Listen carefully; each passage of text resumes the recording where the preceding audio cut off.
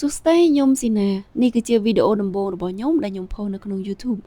អញ្ចឹងបងប្អូនចង់ដឹងអត់ថាថ្ងៃខ្ញុំលេងក្រោម Lover Body ហ្នឹងមានលំហាត់ប្រាណអីគេខ្លះអញ្ចឹងតោះយើងទៅតាមដានមើលជាមួយគ្នាប៉ុន្តែជាដំបូងគឺយើងអត់ដៃចោលទេតាក់ទងទៅនឹងការ warm up កម្ដៅសាច់ដុំរយៈពេល10ទៅ15នាទីមុនពីព្រោះសំខាន់មែនទែនហើយវីដេអូនេះគឺខ្ញុំកាត់ខ្លះទេតាក់ទងទៅនឹងការ warm up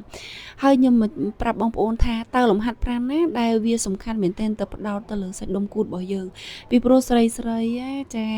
ពេលដែលយើងចូលទៅ gym អ្វីដែលយើង focus ផ្នែកបំផុតនោះគឺជាសាច់ដុំគូតនឹងឯងអ្នកទាំងគ្នាអញ្ចឹងយើងមកស្គាល់អំពីលំហាត់ប្រាណដែលខ្ញុំលេងដំបូងគេលំហាត់ប្រាណទី1អ្នកទាំងគ្នាអាចទាយត្រូវចានោះគឺជា hip thrust គឺជាលំហាត់ប្រាណមួយដែល focus សំខាន់ផ្ដោតទៅលើសាច់ដុំគូតនឹងតែម្ដងពេលដែលយើងដាក់ខ្លួនត្រូវហើយពេលដែលយើងចាប់ផ្ដើមលេងលំហាត់ប្រាណនេះអ្នកទាំងគ្នាត្រូវតែ make sure ថាយើងបាន warm up ច្រើនដងចាដំបូងឡើយ body weight យើងសិនក្រោយមកយើងដាក់គីឡូតិចសិនពីព្រោះពេលដែលយើងទៅ gym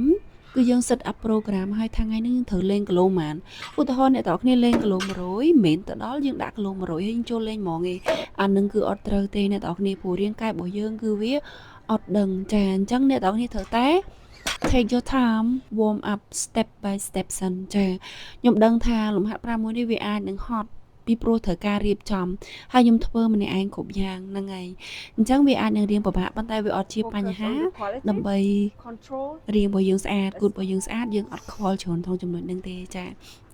អញ្ចឹងលំហាត់ប្រាណនេះអ្វីដែលសំខាន់អ្នកទាំងអស់គ្នាត្រូវតែ take your time focus mind connection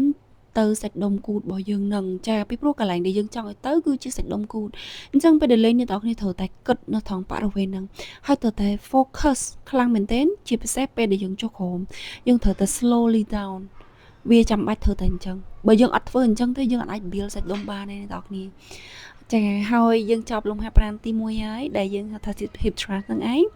យើងចូលដល់លំហាត់ប្រាណទី2ហ្នឹងហើយអ្នកទាំងគ្នាអាចទាយដឹងដែរចាអានោះគឺជា Romanian deadlift ហៅកាត់ថា RDL លំហាត់ប្រាណនេះដូចគ្នាគឺយើងត្រូវការ set up warm up សិនចាហើយក៏អត់មានពិបាកអីហ្មងដែរដោយសារតែយើងលេងគីឡូតិចដែរនោះចាអញ្ចឹងដោយលំហាត់ប្រាណនេះខ្ញុំចង់ប្រាប់អ្នកទាំងគ្នាថាអញ្ចឹងបើសិនជាយើងលេងអត់ត្រូវវាធ្វើឲ្យចង្កេះរបស់យើងឈឺខ្លាំងចាហើយវាអត់ចូលទៅដល់អាសាច់ដុំក្រោមគូតរបស់យើងហ្នឹងឯងអញ្ចឹងអ្នកទាំងគ្នាពេលដែលឡើងលើអត់ត្រូវអែនទេចាខ្ញុំដឹងថាពេលអែនថតទៅស្អាតប៉ុន្តែវាមិនមែនជា reason ដែលយើងទៅធ្វើបែបហ្នឹងឯងព្រោះយើងចង់ build muscle សាច់ដុំរបស់យើងហ្នឹងអញ្ចឹងពេលដែលលេងពេលដែលអ្នកគ្នាឡើងលើត្រូវការរុញគូតត្រឡប់ទៅមុខវិញ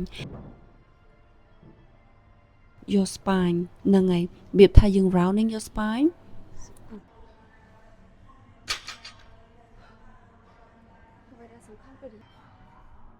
keep your core tight ចាប់ប្រឹងក្បាលពោះខ្លាំងមែនទែនហើយលំហាត់ប្រាណនេះដូចគ្នាដែរអ្នកនរគ្នាមើលទៅគឺរបៀបថាគីឡូស្រាលទេតែ30គីឡូទេប៉ុន្តែគឺដោយសារតែអ្នកនរគ្នា take time ពេលដែលយើងលេងចឹងវាអត់ស្រួលទេគឺត្រូវការ focus មានន័យថាមិនយើងចេះធ្វើយកតែចំនួនដងអត់មានគុណភាព no គឺយើង focus គុណភាពគឺជារឿងទី1 take time control ចាហើយលំហាត់ប្រាណទី4អ្នកនរគ្នាដឹងហើយចាគឺជា cable kick back ហ្នឹងហើយខ្ញុំចង់ focus ទៅលើសាច់ដុំគូតផ្នែកខាងលើរបស់ខ្ញុំអ្នកនរគ្នាពីព្រោះ genetic របស់យើងវា